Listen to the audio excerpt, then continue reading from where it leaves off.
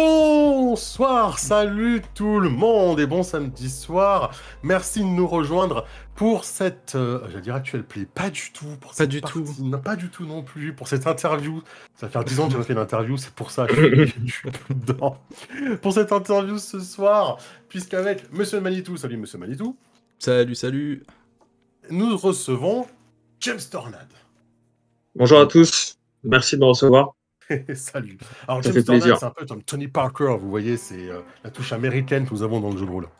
Exactement, j'ai pris un pseudo qui sonnait bien, tu vois, parce que c'est toujours mieux de trouver. En fait, ça fait partie des rares métiers où tu peux trouver un pseudo et t'y tenir, tu vois. Donc là, Oui. voilà, j'en parlais avec un pote. On s'est dit qu'on avait des noms un peu pourris et que ce serait mieux si on s'appelait genre Michael Champion ou James Tornade, et j'ai choisi James Tornade. Ok. Michael Champion, Et c'est c'était son déjà idée. pris. C'est lui qui l'a pris. Ah, ok. Mais lui, il n'a pas percé malheureusement dans le Voilà. jeu de rôle. Ça marche.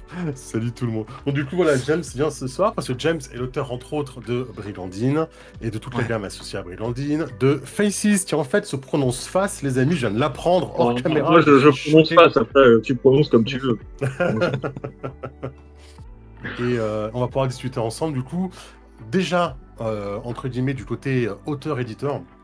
Parce qu'on va assez peu d'interviews, James, en général. Donc, du coup, ça peut être intéressant qu'on discute de ta vision, ton parcours, de tout ce qui a fait de toi un auteur-éditeur aujourd'hui, comment tu t'en sors en tant qu'auteur indé, quels sont tes tips, comment tu t'en sors, et ensuite on parlera un petit peu de tes gammes, Brigandine et Faces Face, et de ton actualité. Ça marche. Je vais pas arriver à dire face, mec, je suis vraiment désolé. Hein, Non, c'est pas grave, c'est pas grave, les deux se disent, c'est très bien. C'est très bien. Vas-y, on enchaîne, enfin, on y va quand tu veux. Yes. Bah, tout simplement, vu que tu n'es encore jamais venu sur la chaîne, tu vas devoir te prêter au jeu comme tout le monde. Est-ce que tu peux brièvement te présenter déjà, s'il te plaît? Oui, donc James Tornade, je suis auteur et en auto-édition de jeux de rôle et passionné de jeux de rôle depuis plus tendre enfance. Voilà. C'était pas mon boulot à plein temps. Donc je travaille à côté, je suis auteur aussi je suis auteur aussi pour d'autres gens, pour d'autres trucs. Et donc voilà, mais c'est ma passion numéro 1. Et donc voilà, donc, je me suis lancé en 2014. En 2014, je me suis lancé en auto-édition pour la première édition de Brigandine. Pour la petite histoire, je me suis lancé. Pourquoi je me suis lancé? Parce que j'ai vu un mec qui avait sorti un bouquin en auto-édition. Et c'était de la merde. C'était vraiment de la merde. Et en fait, il se permettait de le faire payer, tu vois. Et je me suis dit, putain, moi, j'ai grave taffé sur un jeu. Et je me dis, vas-y, moi aussi, je me lance, tu vois. Et je dirais pas c'était quoi son truc, mais c'était vraiment nul. Nommer, mais... okay.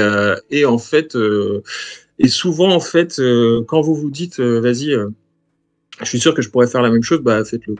Voilà. Donc faites-le, lancez-vous, tu vois, des fois ça peut marcher, des fois tu te plantes et voilà. Mais moi je m'étais dit, waouh, putain, lui il a le courage de le faire et moi j'ai pas le courage, donc vas-y, je le fais. Et c'est amusant comme anecdote parce que nous, alors je me rappelle pas trop toi Kiefer, mais me concernant Brigandine, j'ai découvert ça parce que je suis un gros fan de Nightcrawler. Et tu avais fait une conversion, enfin une adaptation en fait de Nightcrawler avec Brigandine. Et quand j'ai vu ça, je me suis dit purée, je peux rejouer à ce jeu et tout, ça va être trop bien. Et en fait, c'est comme ça que j'ai découvert la gamme et que j'ai pris le reste parce que c'était gratuit en plus. Je crois que tous les suppléments. Oui, les adaptations, c'était gratos. C'était un truc. Pourtant, ça demandait beaucoup de travail. C'est pour ça que j'ai arrêté d'en faire en fait, parce qu'en fait, ça demande beaucoup de travail et que en fait, les gens les téléchargent et puis ne postent jamais d'avis. Ni même un merci, ni quoi que ce soit, tu vois. Donc, en fait, bon, après, ça me casse les couilles, en fait. Ah, la reconnaissance dans le jeu de rôle. Ah oui. Ouais, c'est là. En fait, si vous faites du gratuit, vous aurez rien comme reconnaissance. Faut le savoir. C'est-à-dire que vraiment, vous pouvez sortir le meilleur jeu de rôle s'il est gratuit. Les gens vont le télécharger et t'auras peut-être 5% de gens qui vont dire ouais, merci, c'est cool. Mais même la moitié le liront même pas, en fait. C'est une conversation qu'on avait eue avec Manitou et sur le live d'ailleurs, c'est que les premiers jeux que j'ai faits, je les ai sortis gratuits, et maintenant je les sors payants, mais avec des copies communautaires gratuites. Ok. Et ben j'ai beaucoup plus de retours en faisant comme ça, normal. En faisant un jeu payant avec des copies gratuites. Les gens prennent les gratuites, ça change rien, mais j'ai plus de retours comme ça. Ouais, parce qu'en fait, parce que on a envie de donner son avis sur un truc payant, sur un truc gratuit. En fait, il y a le proverbe, ce qui est gratuit n'a pas de valeur, qui est bien sûr faux, hein, tu vois, mais c'est quand même un proverbe que les gens appliquent, c'est-à-dire que voilà, si c'est gratuit, c'est que en fait, ça pourrait être balancé dans la rue, en fait, tu vois. Oui. Et que gratuit, on le télécharge, mais on le lit même pas des fois. Voilà, c'est ça, exactement. Même à notre niveau, on l'avait eu. Rappelle-toi, Kiefer, quand on avait proposé des interviews et que l'éditeur nous avait dit mais vous êtes gratuit. On nous a considérés comme étant nuls, en fait. Et le même éditeur, sous un autre mail, je les ai relancés avec la même merde. Je leur ai demandé du pognon, ils ont dit oui. Tu vois, il y a un moment, tu vois, mais c'est incroyable. Finalement, on a préféré pas le faire, tu vois, donc ni l'un ni l'autre. C'est marrant. Mais c'est ouf. Hein. Le gratuit, c'est synonyme de pas qualitatif, en fait, malheureusement, dans la tête des gens. Donc, Oui, complètement. Alors qu'il y a des trucs, des productions gratuites qui sont vraiment géniales, qui sont exceptionnelles, etc. Il y a un auteur de JDR français, indépendant, comment il s'appelle, putain, Olivier Legrand. Olivier Legrand, lui, fait du gratuit depuis, ça doit faire 15 ans qu'il en fait, tu vois. Et ces jeux, à chaque fois, ils sont bien pensés, ils sont bien écrits, etc. Il fait tout gratuit. Résultat, je trouve qu'il n'a pas la reconnaissance qu'il a, qu'il mérite. Franchise, Olivier Legrand, moi, tu me dis ça, ça me parle pas, tu vois. Si, j'ai fait une vidéo avec un jeu d'Olivier Legrand. Ah ouais. C'était quoi le jeu? C'était le jeu Dune qu'il avait fait. Ok. Ah oui, il avait fait une adaptation du jeu Dune. Ouais, il a sorti un truc à la Stranger Things l'année dernière ou l'année d'avant, etc., qui est très bien foutu et tout ça, qui s'appelle Truc trop bizarre. Et voilà. Et comme c'est gratuit, je trouve qu'il n'a pas la reconnaissance qu'il devrait avoir. Voilà. Ok. Et du coup, tu disais que tu avais bien taffé sur ton jeu et tu t'es dit pourquoi je le sortirais pas. Donc, tu as commencé à écrire. Pas en payant. Ouais, c'est ça. Donc, tu as commencé à écrire. Et donc, ouais, carrément. Oui, depuis longtemps. J'avais beaucoup d'adaptations, de systèmes de jeu qui sont morts dans des tiroirs. Mais parce qu'ils étaient pas bien, parce qu'ils étaient. Je sais pas, tu vois, parce que. Pour tout un tas de raisons, tu vois. Et aussi parce que l'auto-édition n'existait pas encore, tu vois. Oui. Et que avant, il fallait passer par un éditeur, fallait envoyer ton truc, fallait. Ouais, c'était compliqué en fait. C'était vraiment compliqué. Ouais, carrément. Et puis même là, le fait que l'auto-édition permette à un auteur d'être mieux payé que s'il était édité, c'est un vrai game changer, comme disent les cons. Mais c'est un truc qui, en fait, où tu te dis, putain, en fait, il y a moyen que je dégage un peu un complément de revenu tous les mois grâce à ce que j'écris. Ce qui ne serait pas possible si j'étais édité, tu vois. Voilà. Ouais. Parce que le marché, il est tellement petit en France et dans la francophonie, tu vois, que si tu vends 500 exemplaires de ton jeu, c'est un succès. Tu vois. Ouais. Et donc 500 exemplaires, si tu gagnes 1 euro dessus, mais parce que tu es édité et que tu as travaillé 2 ans dessus, ça te fait 500 balles à la fin, mais tu fais ça juste pour toi, en fait, pour te prouver que tu as pu avoir ton jeu sur une étagère. Mais c'est pas ça qui va te motiver à écrire une suite. Pour dire je suis auteur, quoi. Ouais, exactement. Et puis en fait, tu te retrouves avec plein de jeux. Il y a plein de jeux comme ça qui sortent avec juste le jeu de base et il n'y a jamais de suivi. Il n'y a jamais de suivi. Ou alors juste vite fait un écran qui est sorti parce que contractuellement, il devait sortir l'écran, etc. Mais qui ensuite, il n'y a plus rien parce que soit ça s'est pas assez bien vendu, soit parce que l'auteur s'y retrouve plus et que, enfin voilà. Ok. La motivation est tombée, quoi. Mais et ouais, l'auto-édition en tout cas permet ce truc-là d'en vivre un peu et aussi t'as personne sur ton dos, donc tu fais vraiment ce que tu veux. Tu vois, si t'as envie de sortir que des aventures, que des trucs comme ça, ou alors de focaliser que sur un micro truc qui te tient à cœur, et tu le sors, tu vois. Et il y a pas un éditeur qui va te dire non, écoute, commercialement, c'est mieux de sortir un supplément avec encore des sorts supplémentaires, des carrières supplémentaires, des trucs comme ça, tu vois. Et toi, ça te fait chier d'écrire ça. Et donc, si t'as envie, t'es vraiment libre de ça, quoi. Okay. Et donc voilà, il y a plein d'avantages, mais t'es tout seul, quoi. T'es vraiment. Voilà. Justement, t'es tout seul, donc du coup, t'es un peu homme orchestre. C'est-à-dire que quand tu fais un jeu de rôle, en règle générale, il y a l'auteur, il y a l'illustrateur, il y a le maquettiste, il y a le relecteur, il y a tout ça. plus les différents auteurs, quand certains jeux dépendent de différents auteurs, etc., ou même de différentes illustrations. Toi, tu fais tout seul, en fait. Ouais, j'essaye en tout cas. Pour Brigandine, là, j'avais quand même demandé à un illustrateur de faire des trucs. Mais globalement, pour les illustrations, je me débrouille avec du domaine public, avec des banques d'images qui sont... il y a pas mal de choix quand même. Après, pour ce qui est de la maquette, j'ai dû me former. J'ai dû me former parce que en fait, la première édition de Brigandine, ça a été fait sous Word et franchement là, c'était pas possible. Et donc là, je me suis formé à un autre logiciel, etc. pour faire une maquette un peu, enfin vraiment beaucoup plus propre, etc.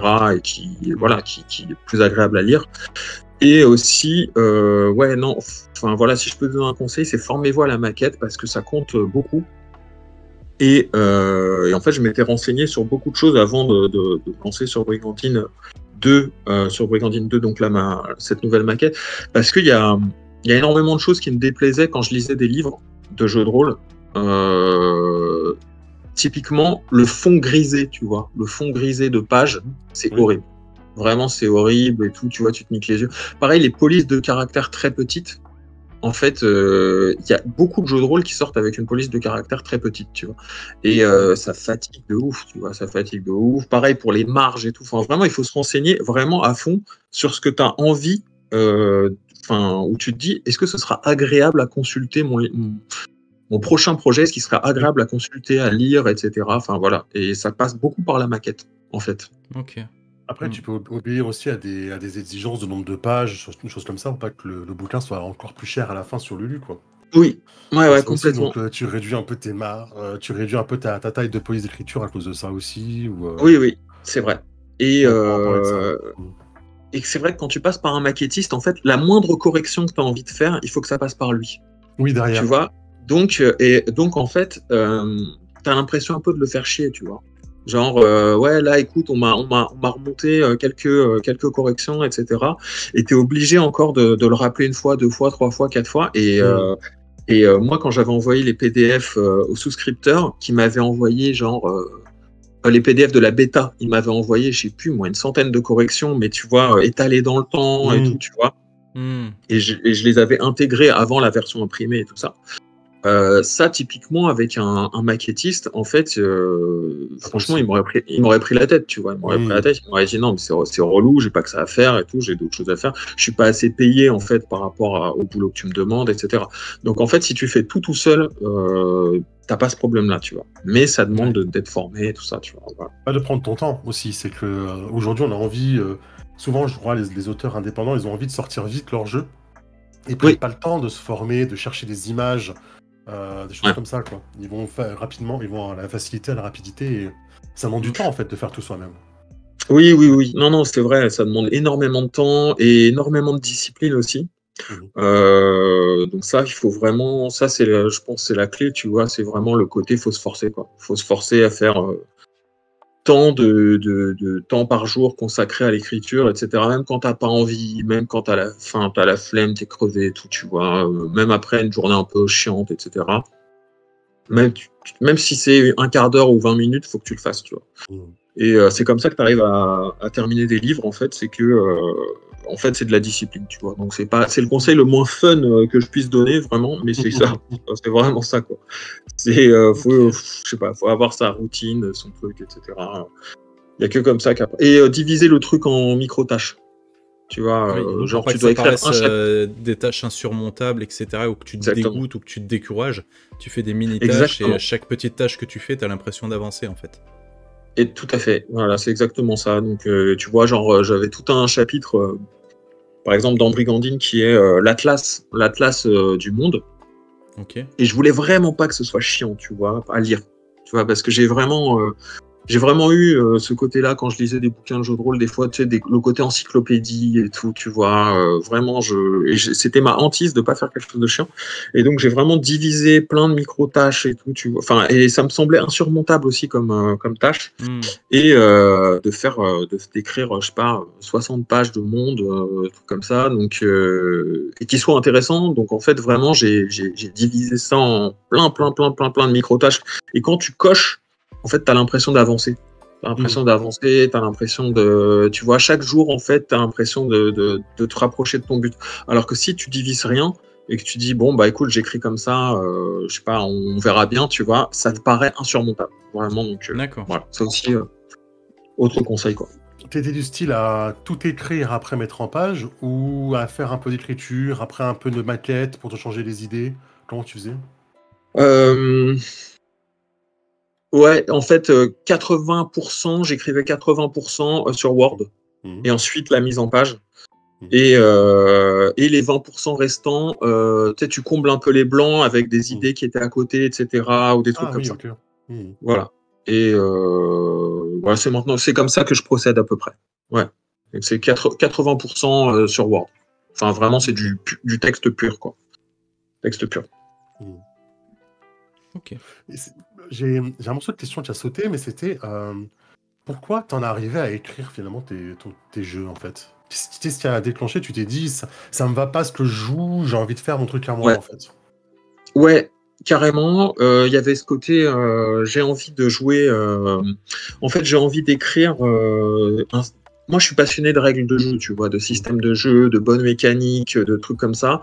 Et je jouais à plein de jeux qui avaient une mécanique très lourde, pesante, illogique, incohérente, qui avaient des sous-systèmes qui ne collaient pas entre eux.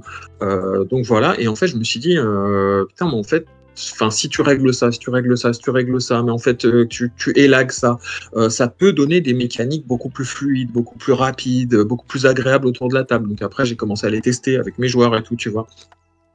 Et donc, j'ai vu que ça marchait, et je me suis dit, j'ai pas envie de garder ça pour moi, j'ai envie d'écrire, et j'ai envie de le proposer à la vente parce que j'ai grave bossé dessus, et que je pense que les gens seraient contents d'avoir ce produit-là bien fait, bien écrit, bien présenté, en tout cas chez eux. Et donc je me suis lancé comme ça, quoi, tu vois. Enfin, il y avait vraiment ce côté volonté d'écrire des systèmes, volonté d'écrire des règles, et quelque chose qui me corresponde bien, quoi.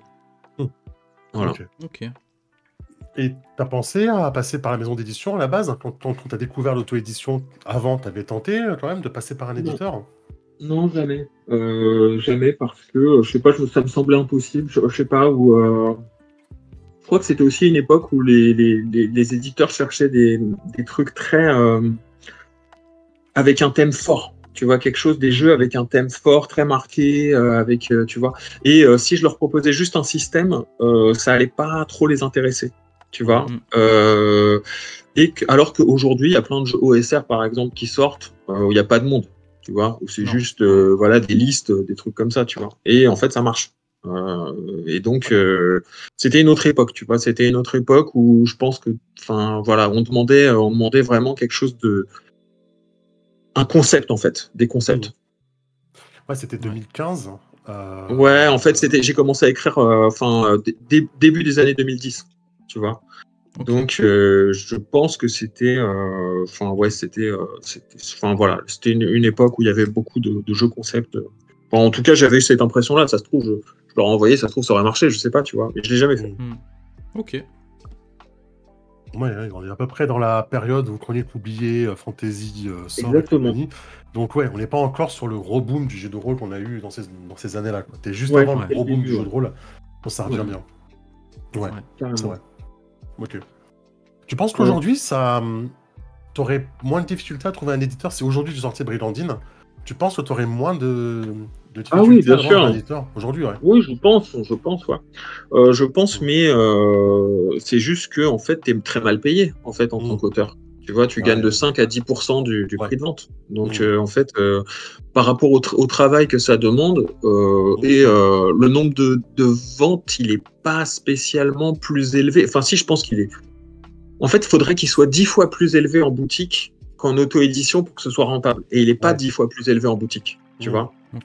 Parce que c'est un marché de niche, donc les gens commencent à connaître un peu l'auto-édition, ils savent qu'il y a des jeux indépendants, etc. Tu vois.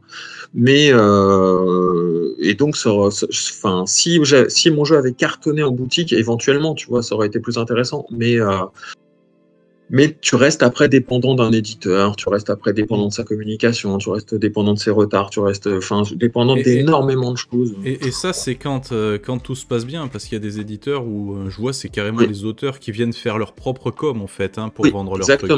Donc, exactement. Donc bon. Ouais. Complètement. Et ouais, ça c'est lunaire, tu vois. Tu te dis, ouais, franchement, ouais, c'est trop bizarre que l'éditeur fasse pas son travail ici. Et quoi d'autre? Oui, en plus, ça me permet d'écrire vraiment ce que j'ai envie. Tu vois, il n'y a pas de censure. Parce que Brigandine, c'est un jeu un peu dur, tu vois. Et c'est de la dark fantasy. Il y a des thèmes durs qui sont abordés. Donc, et j'y vais tranquille. Tu vois, genre, il y aura pas de ouais, écoute, en fait, vaut mieux pas en parler de ça, etc. Non, je peux y aller, tu vois. Je fais tout seul. Ok. Mais comment tu fais justement pour exister face à ces éditeurs en général? On a eu plein de jeux dark, fantasy sont sortis ces derniers temps. Tous ceux qui sont en rouge et noir, là, qui sont sortis depuis 2 ans, il y en a plein. Overdose presque.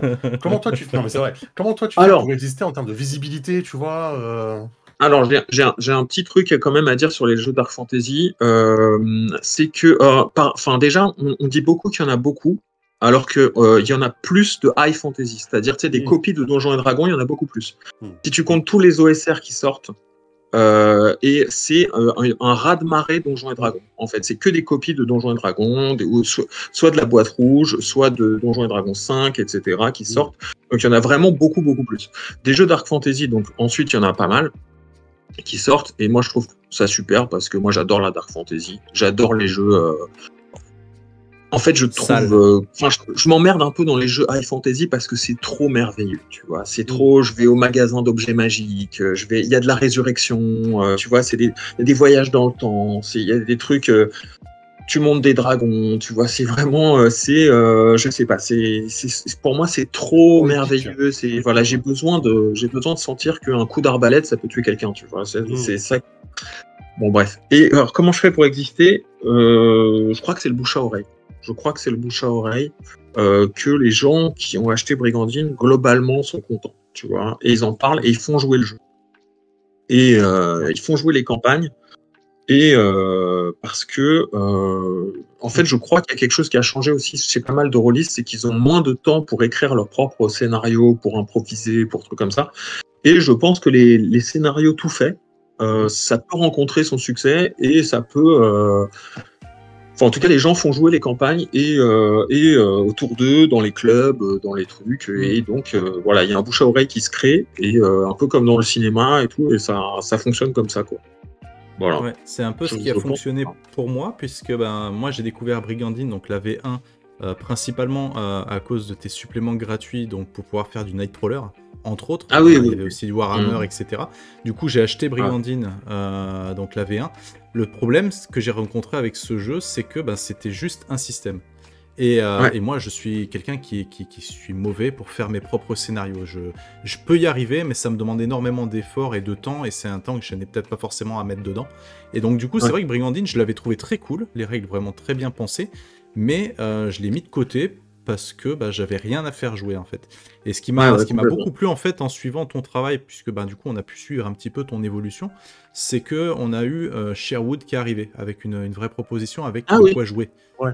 Ensuite, on a eu Faces, où on a eu plusieurs suppléments. Alors, je me rappelle plus Faces, je crois qu'il n'y avait pas de scénario par contre dedans. Non, il n'y a pas de scénario, c'est un système générique, c'est ça. Et donc héroïque, etc., pour jouer vraiment dans une optique cinématographique. C'est ça. Et puis, t'arrives, il y a Rêve de gloire. Et là, franchement, Rêve de gloire, tout ce que j'aime bien, à peu de choses près. J'ai vu le truc, je me suis dit, bon, c'est une campagne urbain fantasy, c'est Nightcrawler, c'est un truc que je kiffe. Je dis, il me la fallait. Et en fait, je l'ai fait jouer 3 fois cette campagne, dont une petite pub que vous pouvez revoir en actual play sur la chaîne. Hein, les liens sont dans la description. Mais on l'a fait entièrement. Ouais, c'est de la bonne com. Et donc, ouais, j'ai trouvé ça cool. Et quand j'ai vu Brigandine V2, donc le premier réflexe que j'ai eu, c'était de râler, parce que je venais d'acheter la première, tu vois. Et je me suis dit, bon, ok, qu'est-ce qu'il y a de différent et tout? Ah, il y a un lore. Ah, déjà, ça c'est cool. Ah, il y a du scénario. Ah, ça c'est bien. Et tout de suite, je me suis dit, bon, moi, c'est tout ce que j'aime, en fait, c'est pouvoir avoir un jeu et puis pouvoir y jouer, en fait, sans me casser la tête à faire des trucs. Donc, carrément. C'est ce qui m'a fait découvrir là, j'ai Brigandine, essayé de... j'ai essayé d'orienter en fait le développement de Brigandine vers les aventures, beaucoup d'aventures, toutes faites parce que c'est ce que j'aime moi. Et que je sais qu'il y a plein de MJ qui sont vachement dans l'impro, qui sont vachement dans le, tu vois, on crée un monde ensemble et puis après j'improvise sur des trucs, sur ce que veulent les joueurs. Je vois parfaitement de qui tu parles.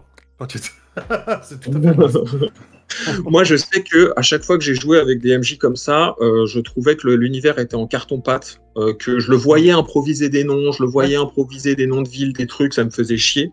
En fait, j'y croyais pas, tu vois, j'y croyais pas du tout. Moi, j'aime bien quand, en fait, on me montre une carte, on montre une carte de la ville, on montre des portraits de PNJ, on montre, je sais qu'il a quelque chose dans le ventre, en fait, que le scénario a quelque chose dans le ventre et que après, je peux réagir en tout cas à quelque chose qui a été, qui est solide en fait, en face. Et que j'ai trouvé que souvent les trucs full impro, je me faisais chier en fait. Et qu'en fait, je voulais donner en fait aux lecteurs de Brigandine et aux MJ de Brigandine des aventures où je mâche le travail, où je leur mâche le travail, parce que ça aussi c'est un truc auquel je tiens beaucoup. J'avais lu beaucoup de campagnes où c'était, il y a beaucoup de concepts, des trucs, mais ça demandait du travail. Et en fait, je les faisais jamais jouer. Parce que rien que ouvrir, se plonger dedans, c'est soit tu as un coup de cœur et tu travailles dessus, soit juste tu veux passer un bon moment avec tes potes, tu vois. Tu veux juste jouer, tu vois. Et là, c'est pas possible. Parce que ça demandait beaucoup de travail. Et en fait, là, j'essaye vraiment de mâcher au maximum le travail du MJ. Donc, que ce soit dans les propositions de concepts de groupe, pourquoi le groupe a été formé, les intros, les passages à lire aux joueurs, même s'il y a beaucoup de gens qui les lisent pas, c'est pas grave. Il y en a qui vont les lire, tu vois, ou qui vont s'en inspirer.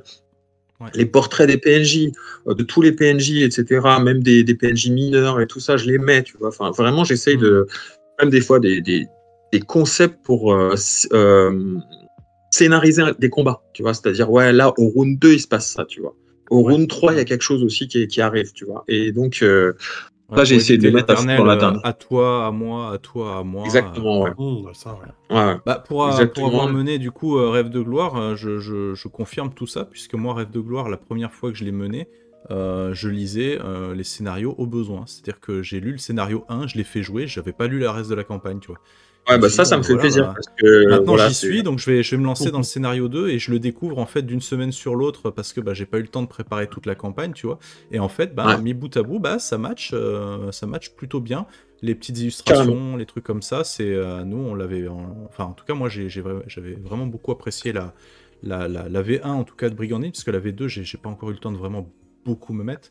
Mais et pareil, du coup, comme je suis en ce moment en train de lire le Mal Ardent. C'est un petit peu pareil, je suis en train de découvrir le truc. Ce que j'aime beaucoup, c'est que tu dis, voilà, c'est une aventure, c'est tel type d'aventure. Ça va pas aller avec tous les personnages, donc il faut créer des personnages, ça. Ah, voilà, super. Carrément. Donc, en fait, c'est très carré dès le début, et c'est vachement bien.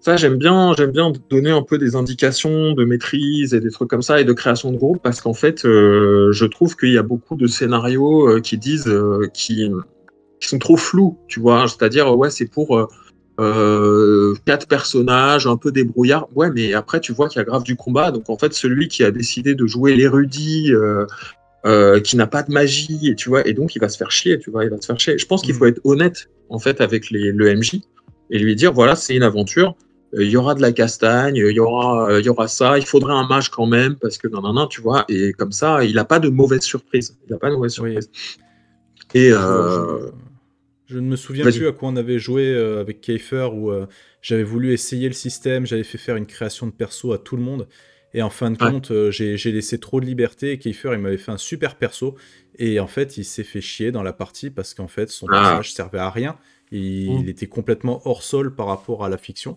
alors qu'il était très bien. Et du coup, c'est vrai que maintenant, j'apprécie vraiment de savoir où je vais quand je veux faire une campagne, au moins pour guider les PJ, pour éviter justement ce cas de figure. Je crois que c'était pas moi je suis à fond pour les créations de personnages très cadrées, quoi. Très cadrées, avec un concept de groupe, avec pourquoi vous voyagez ensemble, et aussi quelque chose qui va fitter parfaitement avec l'aventure et tout, quoi. Parce que vraiment, c'est un peu ma hantise d'avoir un joueur qui était de bonne volonté, tu vois, qui a suivi les règles, qui a vraiment construit son personnage qu'il aime bien, et en fait, l'aventure ne colle absolument pas, tu vois. Genre, si c'est une enquête urbaine et que le mec a fait un gladiateur demi-ogre et tout, tu vois, il est... c'est une catastrophe, tu vois, c'est une catastrophe. Ouais. Donc... Ok, on va essayer d'avancer un petit peu si on veut pouvoir couvrir tous les aspects de cette petite interview. On reviendra sur l'ensemble des jeux un petit peu plus tard, et j'ai noté dans le chat les questions, vous inquiétez pas. Question rigolote, moi j'aime bien. Est-ce que tu joues à tes propres jeux en fait? Oui, bien sûr. Tu les fais avant tout pour jouer à toi? Ouais, mais est-ce que c'est est-ce que tu joues à d'autres trucs ou est-ce que tu ne joues qu'à tes jeux, quoi? Ah non. Ah non, je joue à d'autres trucs. Là, récemment, j'ai joué à Chill, la 3e édition. J'ai beaucoup aimé. Ça, j'aime beaucoup. Sinon, j'aime bien aussi The Troubleshooters, là. C'est genre pour jouer dans les aventures vraiment franco-belge, les BD franco-belges et tout. Ça, j'aime bien aimé. Je me suis remis dans Rêve de Dragon. Je sais pas. En fait, j'achète beaucoup de jeux. J'ai acheté une gamme Hawkmoon énorme. J'ai commencé à lire. J'ai acheté Tilestel il y a pas longtemps. J'ai commandé Polaris là. J'achète vraiment beaucoup de jeux. Je suis passionné de ça, donc vraiment. Ok. Et t'es plutôt présentiel, virtuel? J'imagine que c'est plus présentiel. J'aime bien aussi le virtuel, mais j'ai eu une sale expérience qui m'a un peu vénère parce que c'était avec des gens avec qui je connaissais vite fait, mais et il y avait un joueur en fait qui n'était pas du tout présent. En fait, tu le sentais qu'il parlait sur Discord en même temps, qu'il était sur Facebook aussi. Et en fait, je me suis dit en fait, il faut vraiment être sûr de ton groupe pour jouer en virtuel et tout. Donc là, en fait, je rejoue avec mes potes d'habitude, tu vois, avec mon frère et les potes d'habitude. Mais c'est vrai que le virtuel donc, si tu les connais bien, c'est cool. Si tu les connais pas, il faut être un peu sûr, tu vois. Et donc, j'avais été... ça m'avait saoulé, tu vois. Tu sais, des gens qui écoutent à moitié parce qu'en fait... tu sais, en présentiel, t'as pas le choix. Tu vois, le MJ te regarde, il fait qu'est-ce que tu fais, tout ça, tu vois. Enfin, voilà. Mais en virtuel, si le mec te respecte pas, il est là, tu vois, il discute en même temps, il regarde son téléphone, il est là, tu vois, il réagit à peine, il fait ouais, ok, je fais ça et tout ça, tu vois. Enfin, et ça m'avait saoulé en fait. Donc voilà. Donc, faudrait que je m'y remette avec des gens très motivés.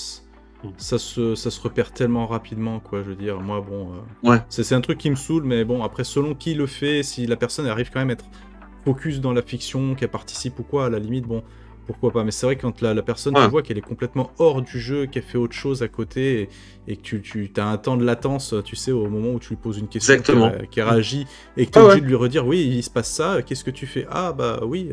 Donc là, mais je me demande, en fait, qui sont ces gens, en fait? Qui sont ces gens? Pourquoi ils font du jeu de rôle? Pourquoi ils t'ont fait chier à te dire, vas-y, je suis chaud vendredi soir, on se cale un jeu de rôle, etc. Mais je sais pas, mais fais autre chose, tu vois. Va au cinéma, regarde une série, va voir tes potes, tu vois. Mais va pas emmerder un MJ, tu vois, qui a taffé son scénar, tu vois. Tu es en train de niquer toute l'ambiance, en fait, tu vois. Mais qui sont ces gens? Ok. J'aimerais bien voir si le chat a les réponses de ça, je suis preneur. Ça marche. La prochaine question, à notre connaissance, en fait, on n'écume pas non plus toutes les conventions ou quoi, mais on n'a jamais vu sur les réseaux que tu allais dans une convention de jeu de rôle, genre Octogone ou le Fige, etc. Non, c'est pourquoi tu vas pas? Je suis parti pour vous parler honnêtement. Donc, je suis un peu misanthrope. Je suis un peu misanthrope. C'est un peu dur pour moi, tu vois, d'être dans un truc où il y a beaucoup de monde. Beaucoup de bruit et des odeurs aussi. Faut que les gens, voilà, tout ce qui est Japan Expo ou Octogone ou le Fige, faut que les gens fassent attention à leur hygiène. Vraiment, c'est important. C'est long les journées, tu sais, hein. Ouais, c'est vrai. Tu transpires vite. En plus, il fait chaud à Octogone en plus, hein, c'est. Mais oui, c'est ce que j'ai vu. Mais c'est un cliché de dire ça, mais vraiment, des fois, dans des boutiques, juste une boutique de jeux, où tu as des gens qui jouent à Magic non-stop depuis 6 heures. Tous ceux qui ont vécu ce que je suis en train de dire comprennent ce truc-là, tu vois. C'est qu'il y a une odeur de transpi vénère et que, en fait, je peux pas. Je peux pas, tu vois. En tant que misanthrope, tu vois, je peux pas, tu vois, c'est pas possible. Je suis obligé de partir direct. Donc, c'est la vraie raison. On se posait la question parce qu'on se dit, ouais, quand même, avec Brigandine, tout le monde connaît, ça a du succès, etc. Je me suis dit, tiens, comment ça se fait qu'il a jamais, je sais pas, imprimé lui-même 20 exemplaires pour aller les vendre sur un petit stand à Octogone ou quoi, parce que bon, moi je suis sûr que ça marcherait bien, quoi. Donc, ouais, c'est vrai, mais faudrait que j'y aille peut-être avec quelqu'un, mais c'est vrai que être avec tout seul derrière ton stand, et tu vois, genre t'es là, et tu sais, t'as tes jeux, et juste t'attends qu'on vienne te parler, je trouve ça d'une tristesse, enfin c'est... Alors qu'en plus, moi, j'aime bien déambuler dans les allées et parler aux auteurs. J'aime bien parler aux auteurs, j'aime bien parler aux éditeurs, j'aime bien parler aux illustrateurs. Mais quand tu es de l'autre côté, parce que je l'ai fait une fois il y a très très longtemps, et genre, juste t'attends derrière ton stand et tu fais, bon, bah, qui va venir me parler? Et c'est horrible. Vraiment, c'est horrible. Je te rejoins là-dessus, ouais. Complètement. Tu te dis, ouais, putain, est-ce que je suis suffisamment même intéressant? Est-ce que j'ai vraiment un parcours? Enfin, je sais pas, tu te remets en question aussi, tu te dis, ouais, putain, c'est bizarre, ouais, je sais pas. Mais il faudrait que je le fasse. Tomoun nous dit à juste titre dans le chat que si tu fais Kaisersberg, par exemple, c'est en partie à l'air libre, hein, donc déjà tu risques un petit peu plus si tu veux. Le festival en Alsace, il est à l'extérieur, donc du coup, au moins... Non, mais en plus, je trollais un peu, pour lui. Mais en vrai, il y a certaines boutiques Magic et certaines boutiques de jeux de société qui devraient mettre de la clim, tu vois, quelque chose. Ah oui. Je suis d'accord. Même certaines salles de classe, hein, je peux dire que dans ma salle, avec mes ados, quand je sors de ma salle de classe et que je rentre, je me rends compte que c'est des ados. Hein. Oui, complètement. Ouais, ça sent, ça sent les dos. Hein. Ah bah bien sûr, faut ouvrir. Et on a quelques questions dans le chat, je vais essayer de remonter pour pas en perdre. Quelqu'un qui nous demandait si tu comptais te mettre à faire un jeu futuriste. Science-fiction. Ah non, c'est pas dans les tuyaux. J'avais à un moment pensé à faire un truc, une adaptation cyberpunk de Brigandine, mais rétro-futuriste. C'est-à-dire le cyberpunk comme on le voyait dans les années 80. C'est-à-dire, par exemple, pour tout ce qui est matrice et tout, il faut te connecter avec un implant et un fil, tu vois. Pas de Wi-Fi, pas de trucs comme ça, tu vois. Donc, c'était vraiment un projet comme ça, j'avais commencé et peut-être qu'un jour, je le reprendrai, tu vois. Mais je trouvais que le système de Brigandine collerait bien un peu vénère, un peu, voilà, pour du cyberpunk. Et aussi parce que les règles de Cyberpunk Red, je crois que c'est pas bon. Tu vois, je crois qu'elles sont hyper lourdes et tout. Enfin, ouais. Je connais pas trop ce jeu. C'est vrai que le cyberpunk, c'est pas du tout une thématique qui m'a attiré. Après, je serais pas fermé d'essayer, mais ça m'attire pas comme ça spécialement de but en blanc. C'est très dark. C'est très dark le cyberpunk. Ouais. C'est vraiment c'est du futuriste, c'est du futuristique. Voilà. Voilà. Du coup, c'est juste pas médiéval, mais sinon c'est tout ce que t'aimes. Magnifique. Ouais. oui, bah oui, non mais bon. Comme le truc urbain est très dark, c'est bien. On a Etchebest qui est là dans le chat et qui nous demande si tu devais faire un autre jeu de rôle, tu aborderais quel thème? Et aussi, est-ce que tu es joueur de jeux vidéo? Oui. Je suis pas joueur de jeux vidéo. Non, je suis pas trop joueur de jeux vidéo. De jeux de plateau, oui, mais jeux vidéo, pas trop. Et putain, quel thème? Je sais pas encore. J'y ai pas trop réfléchi. Pour l'instant, peut-être que t'as pas. Je sais pas. En fait, là, il y a un choix tellement vaste en ce moment, tu vois, que là, pour l'instant, j'y ai pas trop réfléchi. Ah si, peut-être du Sword and Sorcery. C'est-à-dire, tu vois, le truc un peu à la Conan, etc. Parce que je trouve que, tu sais, moi, je pars souvent des règles, tu vois, et je trouve qu'actuellement, il n'y a pas beaucoup de jeux. Je sais que vous allez me sortir Barbarians of Lemuria, je connais Savage World, etc. Je trouve que les règles ne sont pas parfaites pour du Sword and Sorcery. Moi, j'aimerais bien des règles avec du fun dedans, tu vois, des trucs un peu assez épiques et assez fun. Et je trouve que lancer par exemple 2d6 de Barbarians of Lemuria, c'est pas fun, tu vois. Je trouve pas ça fun. Et pareil, les règles Ouais, je savais jouer. Le succès de Barbarian Flemuria, c'est parce qu'il est accessible en fait. Mais quand tu creuses un petit peu les règles, moi je sais qu'il y a des choses qui me dérangent un petit peu. Alors je vais peut-être pas me faire des copains, mais il y a des bricoles qui me dérangent un peu dans Barbarian Flemuria. C'est que si tu joues pas un guerrier avec spécifiquement de quoi taper, bah, ton perso il sert à rien en fait. Et t'as pas une base vraiment. Enfin, t'étais vraiment. Pour qu'il soit utile, t'es vraiment obligé de le monter d'une certaine façon. Et je trouve que la liberté qu'ils ont voulu donner avec les carrières, avec les trucs comme ça, ça va pas assez loin, c'est pas suffisamment exploité, t'as des obligations pour avoir un personnage viable, et le fait d'être obligé de faire ça, ben, soit tu le donnes de façon passive à tous les personnages pour que le reste soit intéressant, soit tu fais autrement. Mais moi c'est un truc sur lequel j'en suis un petit peu revenu, surtout avec leur campagne qui est très orientée enquête urbaine, etc.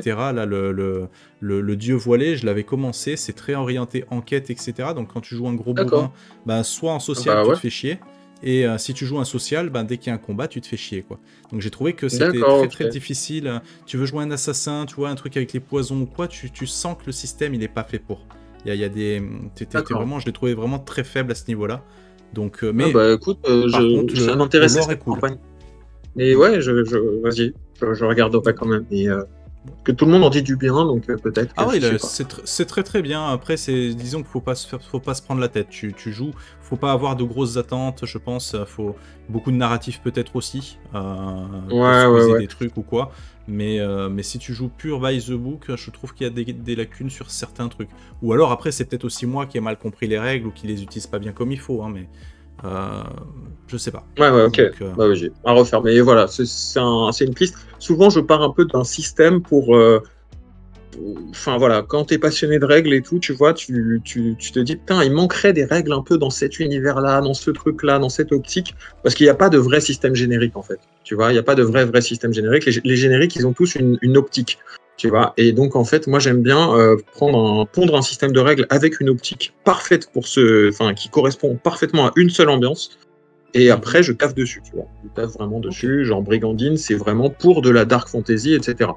Ça correspond pas du tout à si tu veux jouer à un truc plus merveilleux, plus sympa, etc. Tu vois, ce sera pas du tout. Effectivement. Ouais.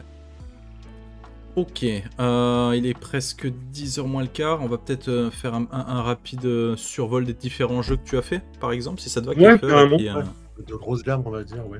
Ouais, on va faire principalement Brigandine et Face, du coup. Face. Ouais, carrément. Donc Brigandine, ça se présente sous un livre épais, couverture rigide. Enfin voilà, donc ça, il y a 2 livres. Donc ça, c'est le livre premier, c'est les règles. Ouais. Et le livre second, c'est l'univers, le bestiaire, les démons, les scénarios. Voilà, donc c'est un jeu de dark fantasy qui se passe dans un monde renaissance fantastique gangréné par les démons. Et donc il y a vraiment ce côté très, parce que j'aime beaucoup l'histoire médiévale, donc en fait très inspiré par l'Europe de la Renaissance, enfin du début Renaissance, fin du Moyen-Âge, et avec une optique assez religion monothéiste, inspirée vraiment de la chrétienté, et qui lutte contre les démons des 7 péchés capitaux. Voilà, et donc il y a toutes sortes d'aventures sont possibles. C'est pas un jeu à concept, donc en fait, si tu veux jouer une bande de voleurs, tu peux. Si tu veux jouer une bande de mercenaires, tu peux. Si tu veux jouer des gens du commun, tu peux aussi, tu vois. Mais voilà, donc c'est et oui, donc dans le livre au premier, vous avez toutes les règles, la création de perso et la magie et les règles avancées, etc. Et donc il y a un écran. Tac, voilà, en 3 volets. 3 volets, donc pas paysage, mais portrait, parce que moi j'en suis revenu du format paysage. Je le trouve trop relou en fait, le format paysage, parce que je joue sur une table basse et qu'en fait c'est trop petit, tu vois. Donc en fait, le portrait c'est très bien. Et ensuite j'ai sorti que des aventures parce que je voulais absolument que les gens aient quelque chose à se mettre sous la dent. Et voilà, donc en fait il y a une campagne qui s'appelle le Mal Ardent. C'est une campagne en 4 scénarios. Ouais. Donc, qui se déroule dans les Sarences. Donc, c'est une partie du monde qui est composée de centaines de micro-royaumes. Donc, vraiment, c'est très morcelé, etc.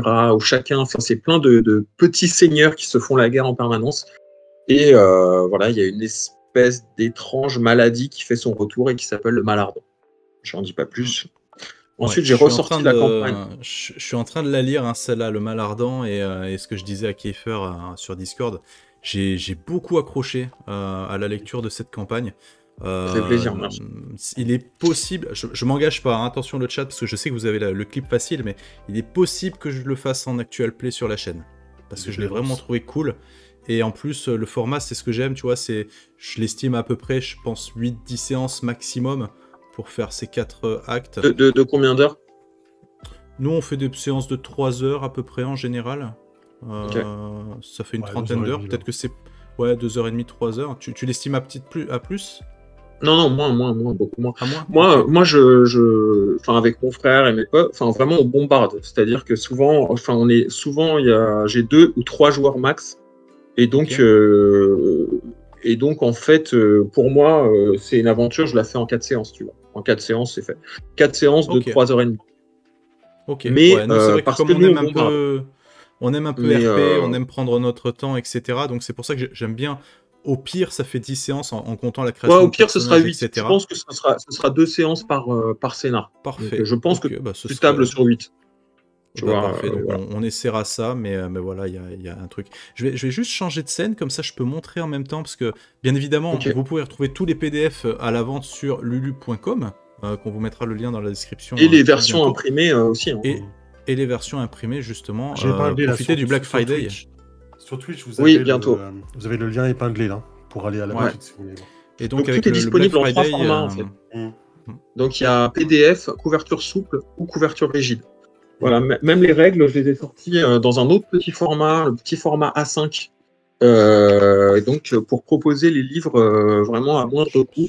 Donc là, c'est à 25 € le livre au lieu de 42,90. Et donc, en fait, si vous avez un budget serré, vous pouvez avoir le livre premier, le livre second. Donc, ça fait 500 pages. Non, même, ça fait quasiment 600 pages. Pour 50 €, voilà. Donc, et il y a souvent des codes de réduction, etc. Donc, j'essaye à chaque fois de proposer des trucs à prix contenu, quoi. Tu vois, des trucs, voilà. Là, je suis en train de montrer donc à l'écran. Ce que vous voyez là, c'est la couverture donc du livre premier, donc qui est disponible justement sur Lulu. Donc je vais passer quelques pages parce que le but c'est pas de vous faire tout le truc, mais comme ça vous pouvez voir un petit peu, voilà, c'est du noir et blanc, vous avez des illustrations qui sont très sympas, la carte du monde, voilà, la police d'écriture comme tu disais qui est suffisamment lisible, etc. J'ai galéré à la trouver. J'ai fait plein d'essais en fait pour trouver une bonne police d'écriture. Et vraiment, en fait, c'est pas si facile que ça de trouver une police d'écriture du corps de texte. Dont on ne se lasse pas, ou quand tu le mets en italique, ça reste joli, quand tu le mets en gras, ça va, tu vois. C'est compliqué à trouver, tu vois. Donc là, je suis en train de montrer, donc ça c'est le 2e livre, celui que tu disais, donc avec le bestiaire, avec tout ce qui est monstre. L'univers. Ah oui, petit mot sur le 2e livre. Ouais. En fait, j'ai vraiment tenu à ce qu'il y ait une partie sur la vie quotidienne. Dans le monde, parce que moi quand j'étais MJ sur des jeux Medfan, tu vois, il y avait beaucoup de questions que je me posais où il n'y avait jamais la réponse dans les livres d'univers, tu vois. C'est en gros, qu'est-ce qu'on mange, qu'est-ce qu'on boit, la fameuse question. Comment oui, c'est vrai. Pourquoi les nobles se font la guerre, pourquoi ils font des tournois, pourquoi il y a comment se passe un procès, est-ce qu'il y a des sports, des jeux en ville, tu vois, et si oui, quoi, à quoi on joue, tu vois. Et donc, en fait, j'ai mis voilà, une trentaine de pages qui détaillent vraiment la vie quotidienne des gens de Talios, le continent, donc, et vous serez pas perdus, donc vous aurez plein de choses à dire, en fait, sur... et c'est évidemment très inspiré de l'histoire médiévale, donc vous n'aurez pas à vous fader des bouquins d'histoire médiévale, j'ai fait une synthèse là-dessus, quoi, tu vois, adapté à Talios, univers fantastique. Je suis en train de montrer là les fêtes et jeux, l'amusement et les fêtes religieuses, voilà, donc les carnavals, les défilés, voilà. Donc ça c'est les 2 premiers bouquins. On a la campagne que je préfère pour le moment, en même temps c'est la seule que j'ai jouée sur Brigandine, donc là je vous montre Rêve de gloire. Donc voilà, là c'est Rêve de gloire. Donc c'est. Alors, je sais qu'il y a beaucoup de gens qui l'apprécient. Il y a d'autres gens qui n'accrochent pas à cette campagne parce que le pitch de base leur plaît pas. C'est-à-dire que tu joues au début des gens en galère. Vraiment, tu joues des gens. C'est des moins que rien.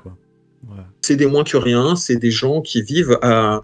Tu joues des misérables en fait, des misérables et donc et en fait il y a quelques personnes en fait qui n'ont pas l'habitude de ça. Tu sais, ils veulent jouer des guerriers, ils veulent jouer des magiciens, etc.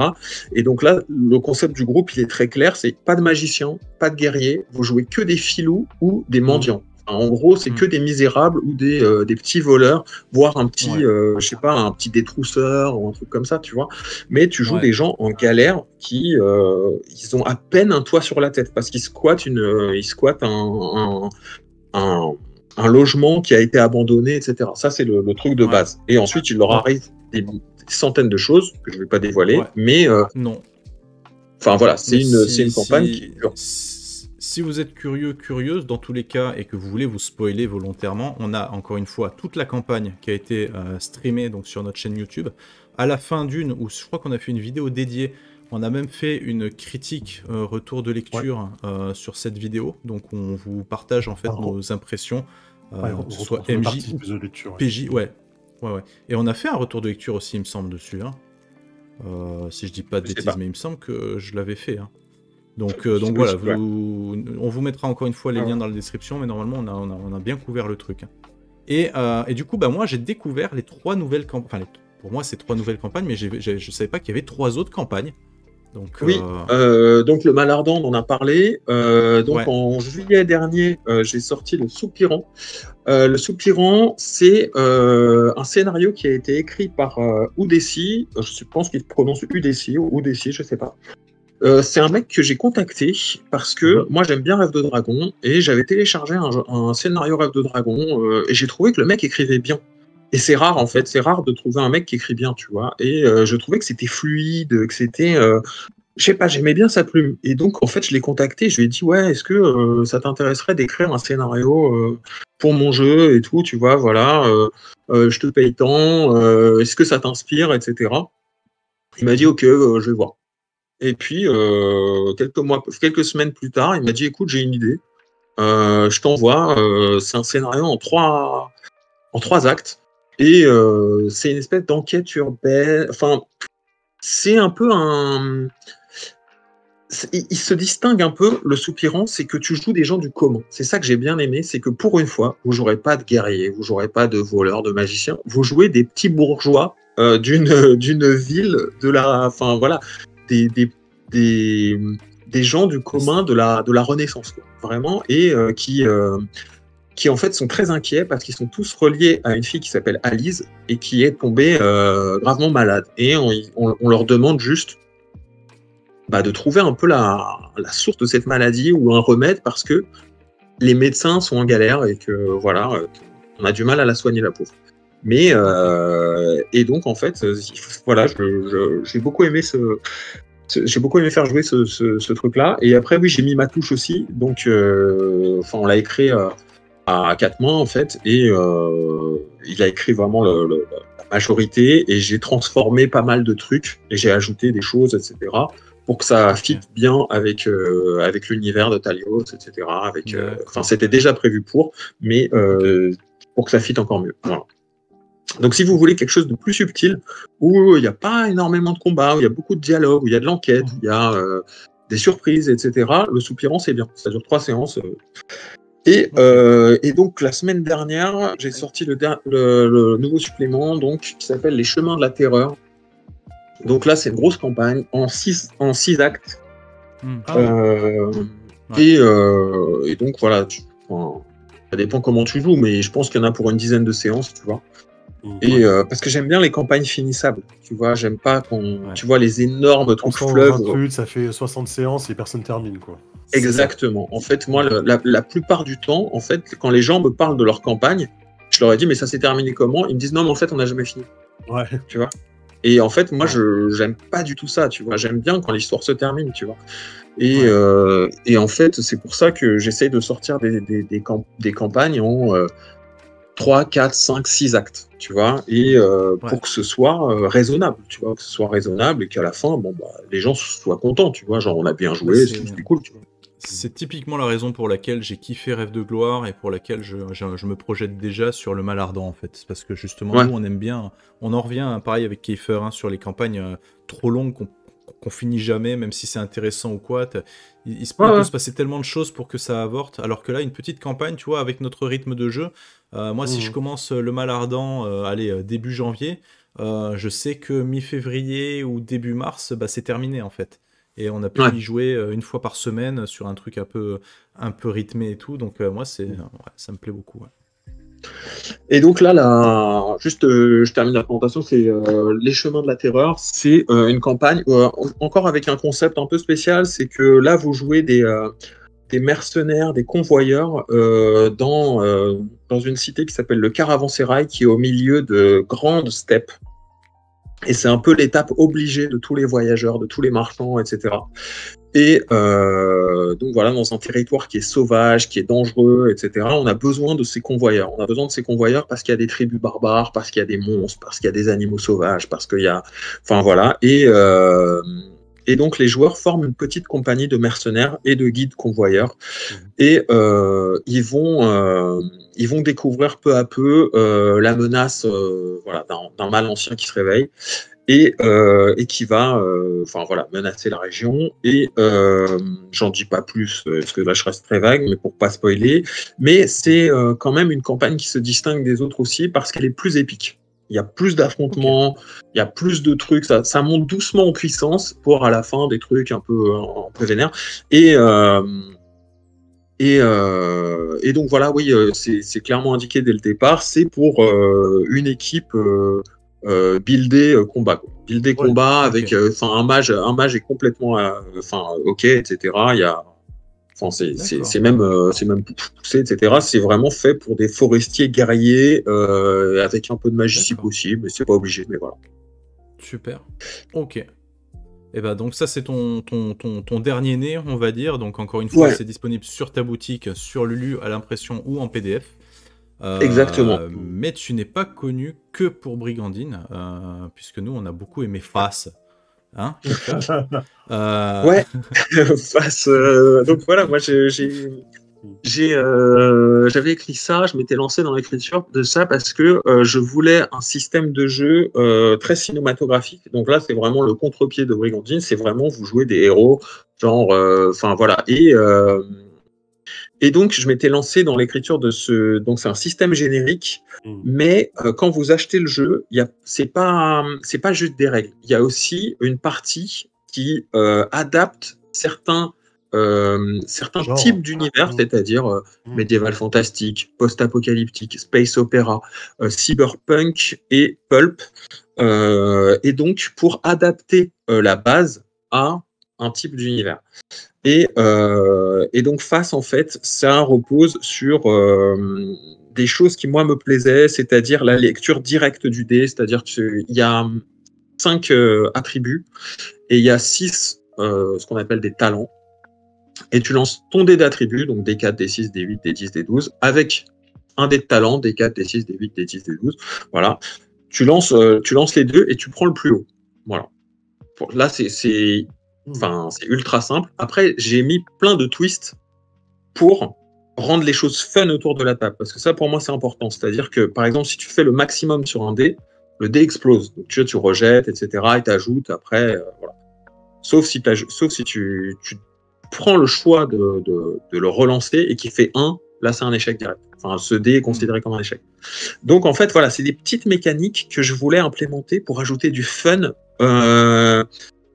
Ça, c'est un système qui, à la base, était assez classique. Et donc, en fait, voilà, donc ça a rencontré son succès aussi. Il y a plein de gens qui ont beaucoup aimé Face. Et j'ai sorti trois, en fait, c'est des petits suppléments d'univers, en fait. C'est pour jouer un peu espionnage. Super-héros, qui est plus développé, avec vraiment beaucoup de pouvoirs, etc. Et un dernier western. Voilà. Et alors là, pour l'instant, le jeu est un peu en stand-by parce que je me concentre sur Brigandine, qui marche bien. Et donc, même si Face a bien marché aussi, mais c'est vrai que, je sais pas, tu sais, ça dépend de l'inspiration. Donc, Oui, en il fait, peut pas être voilà. partout, il Le vaut mieux mood, que tu quoi, te concentres bien sur un sûr. truc, ouais. Ouais, c'est ça. C'est ça. Et puis, en fait, tu sais, des fois, quand tu fais que sortir des règles, des choses comme... Enfin, j'aurais pu sortir des aventures, peut-être, pour Face, mais c'est vrai que là, pour Brigandine, j'ai plus d'inspi, j'ai plus de... Je sais pas, il y a une communauté aussi sur Discord. Je vous invite à rejoindre le Discord de Brigandine. Ah, je savais pas, Et, tiens. Ah, non plus. ah ouais, bah d'accord. Bah, ouais, Non, il y a une petite communauté. Envoie-moi-le par MP, comme ça je pourrais le mettre dans le chat Ok. éventuellement, et puis bah moi aussi y aller déjà. Mais ouais, c'est vrai Carrément, qu'on carrément. on Et l'a puis, elle rappelé est ça. assez... Elle est assez vivante, il y a plein de questions, il y a plein de trucs, des ajouts, je sais pas. Donc ça crée quand même pas mal d'émulation. Et puis moi, des fois après, ça m'inspire. Et puis après, j'ai envie de voir un peu ce qu'ont apprécié aussi certains joueurs, certains MJ et tout ça, pour me dire ah ouais, c'est vrai. Donc faudrait que j'axe un peu de ce côté-là, etc. Donc ouais, ça compte aussi ça compte pas mal dans la Tout à communauté. fait. Nous, c'est vrai qu'on l'avait découvert Face avec. C'est toi, Kiefer, d'ailleurs, qui nous a fait découvrir ça. Sherwood. Avec Sherwood, ouais. Ouais. Ah oui, c'est vrai. Donc à la base, en fait, j'avais sorti Sherwood, donc c'était après Brigandine première édition. Ouais. J'avais sorti un jeu donc, qui est donc basé dans l'univers de Robin des Bois et en fait avec un système qui est un peu l'ancêtre de Face. Voilà. Donc il y avait déjà les 5 caracs. Ouais, qui n'étaient pas dans le bon sens, mais qui faisaient déjà le mot Face. Oui, c'était fait exprès ou pas à ce moment-là où tu Non, je m'en suis aperçu après. Ah ouais, c'est ça. Parce que je me rappelle, c'était pas dans le même ordre, mais ça faisait aussi Face du coup.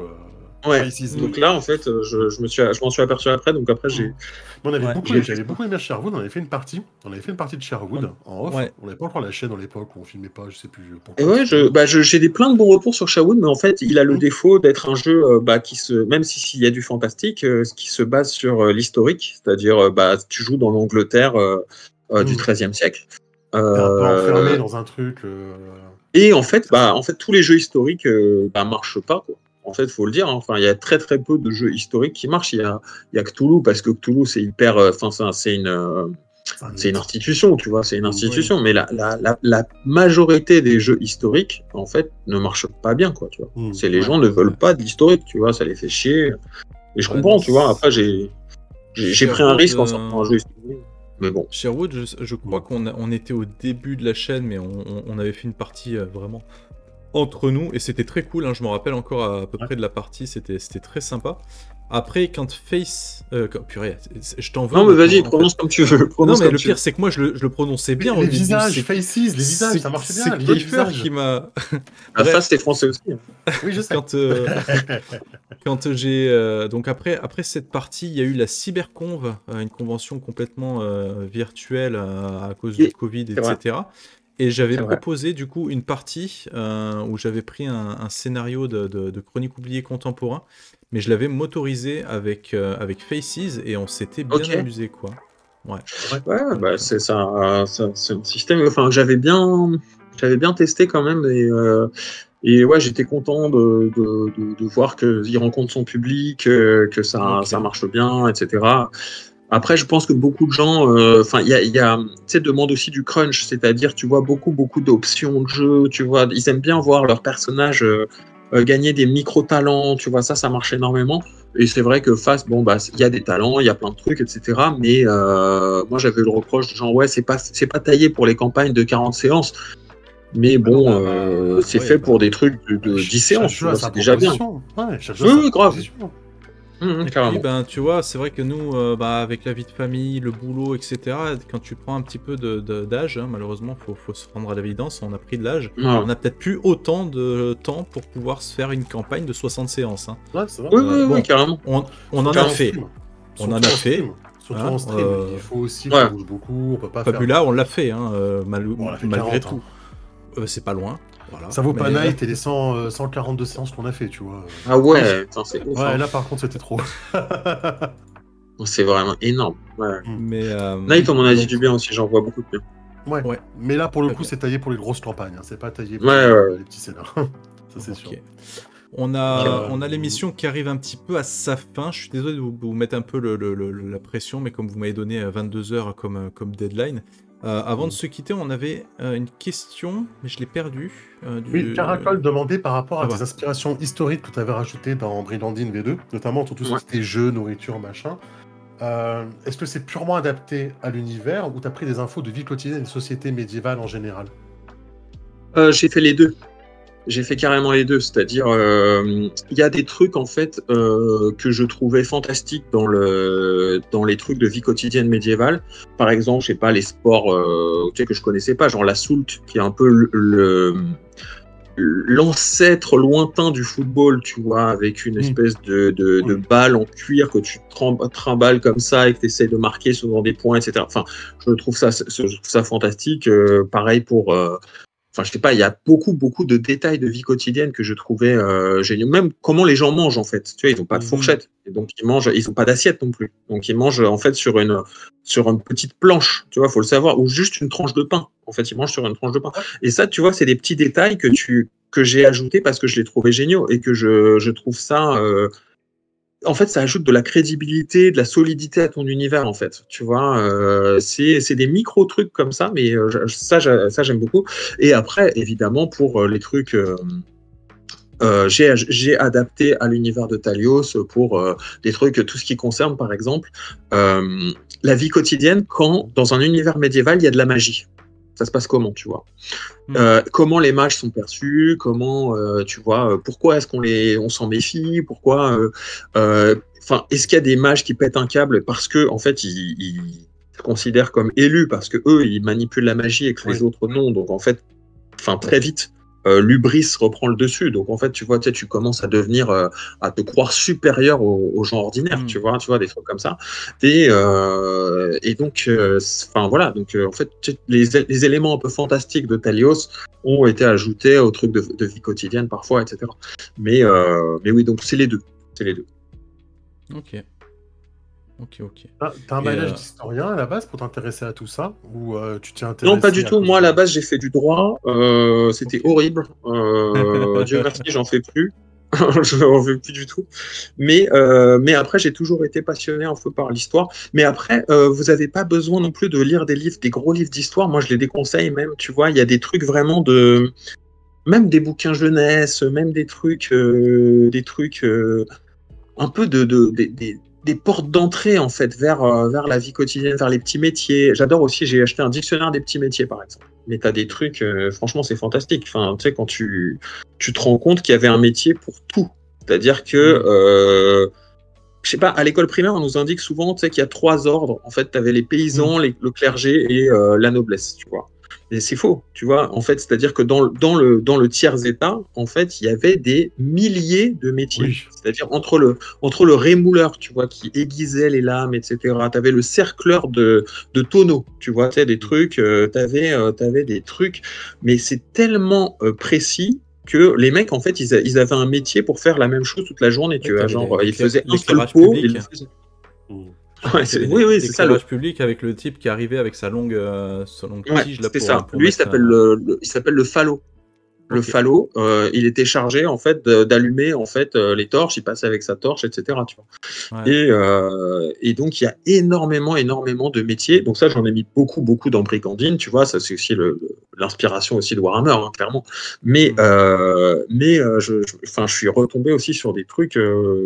Ouais, il y avait des. Enfin, tu peux pas tout mettre parce que jouer des artisans, c'est relou, tu vois. Je sais que personne jouera des artisans. Mais, en fait, pour l'ambiance, de dire que non, tu vas pas chez l'armurier. L'armurier, il te propose juste des armes. Pour aiguiser ta lame, il faut que tu ailles chez un rémouleur, tu vois. Et le rémouleur, c'est à l'autre bout de la ville, tu vois. Et donc, ça, j'aime, tu vois. J'aime faire chier mes joueurs avec ça, avec des micro-détails. et donc, voilà. Bon, c'est des trucs comme ça. Mais, en fait, il y a énormément de... Même par exemple, tout ce qui est la gestion des crimes et délits, je vous invite vraiment à lire des bouquins qui traitent de ça parce que des fois, tu te dis, en fait, c'était pas aussi cadré que ce qu'on peut penser. Il y avait vraiment... c'était... Tu sais, par exemple, j'avais vu un truc où il y avait une histoire de meurtre, un procès pour meurtre, parce que un prêtre, donc je crois que c'était un curé qui s'était fait insulter dans la rue. il l'avait pas apprécié. Il était reparti chez lui, il avait pris une arbalète et il l'avait défoncé. En fait, il avait défoncé le mec qui l'avait insulté. Et j'ai trouvé ça énorme parce que je trouve qu'en jeu de rôle, on imagine mal un curé avec une arbalète, alors qu'en fait, c'est juste un homme qui va chercher une arbalète, tu vois. Et ça te permet de t'ouvrir un peu, t'ouvrir l'esprit sur beaucoup de choses, tu vois. Voilà, où je sais pas. Et tire-elle cette histoire à ce moment-là, parce que. C'est la religion, c'est sa justice, non, c'est la justice normale, je crois. C'est la justice royale, la justice seigneuriale et tout ça. C'est pas le tribunal religieux. Ouais, mais ça pourrait faire tout un scénario, tu vois. Ouais, carrément. Carrément. Ou c'est pareil, j'avais vu aussi un criminel qu'on appelait Grosse Couille. Et j'ai trouvé ça trop marrant. En fait, c'est vraiment.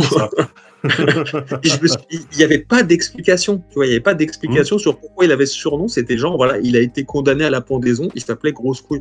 Et je trouve ça trop marrant. Et j'aimerais le replacer dans un scénar brigandine, tu vois, mais en disant, voilà. Que, en fait, au Moyen-Âge, ils adoraient aussi la vulgarité. Tu vois, ça aussi, j'essaie de le placer. Typiquement, les battleurs, tu vois, très souvent dans Donjons et Dragons, tu vas les voir, ils font des belles chansons, etc. Mais c'est des mecs qui faisaient de la farce, tu vois, qui faisaient de la farce. Donc en fait, les pétomanes, tu vois, les trucs comme ça, les cabrioles, etc. Les gens adoraient ça. Il y a même un pétomane célèbre en Angleterre qui a reçu un fief. Il a reçu un fief tellement il faisait rire le roi. Donc, il a sa page Wikipédia, tu peux taper. Pétomane seigneurial. Et je trouve, en fait, qu'il y a des. Tu tombes en fait sur des anecdotes qui sont incroyables. Plus tu grattes en fait l'histoire et il y a des trucs horribles aussi. Il y a des trucs scandaleusement horribles, etc. Mais en fait, c'est une source inépuisable de scénarios, de PNJ truculents, de trucs, même les insultes du Moyen-Âge. Tu tapes insultes du Moyen-Âge sur Google, c'est trop bien. Enfin, vraiment, t'en as plein et c'est génial. Tu vois. Ok, écoute, merci, c'est super. Écoute, je vous en prie. Rapidement, tu as de l'actualité. Alors, Faces pour l'instant, entre parenthèses, parce que tu bosses sur Brigandine. Ouais, carrément. L'actualité, c'est surtout la sortie des Chemins de la Terreur. Donc, il y aura j'ai d'autres trucs. Voilà. En fait, comme j'avais commencé à écrire beaucoup de choses en même temps, j'ai des suppléments qui sont écrits à 20%, à 30%, enfin, tu vois, des choses comme ça. Et il faudrait que je teste, il faudrait que je m'y mette plus sérieusement, mais là, c'est bien, le rendement est pas mal déjà quand même. Hein. Carrément. Et puis en fait, moi, l'objectif, c'est d'avoir une belle gamme, et puis je vais essayer de me tenir à ça, quoi, tu vois. Yes. Et super. Peut-être proposer du crunch, que les gens demandent du crunch. Ouais.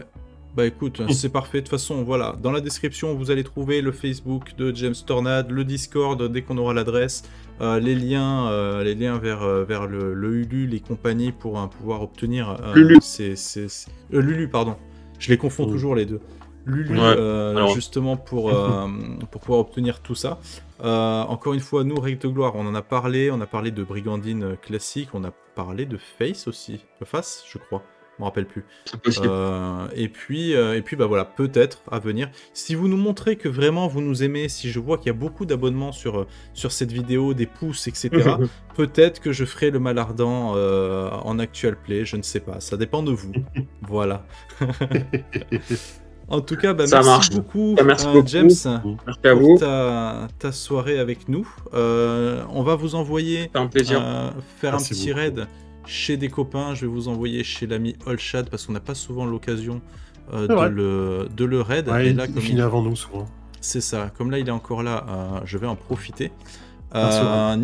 Et puis sinon, on vous dit à demain matin. Demain matin, ouais. Demain matin, parce qu'on va avoir des trucs à vous montrer. Déjà, petit déjeuner rôliste entre nous, ça va être chouette. Et puis, Kiefer comme moi, on va pouvoir vous montrer des petites bricoles. Ouais. Voilà. Ouais. Et puis, le planning, vous l'aurez demain. Vous avez qu'à venir pour savoir de quoi on parlera la semaine prochaine. Voilà. On vous fait des bisous. Et puis, on vous dit à très bientôt. Ciao. Merci. Ciao.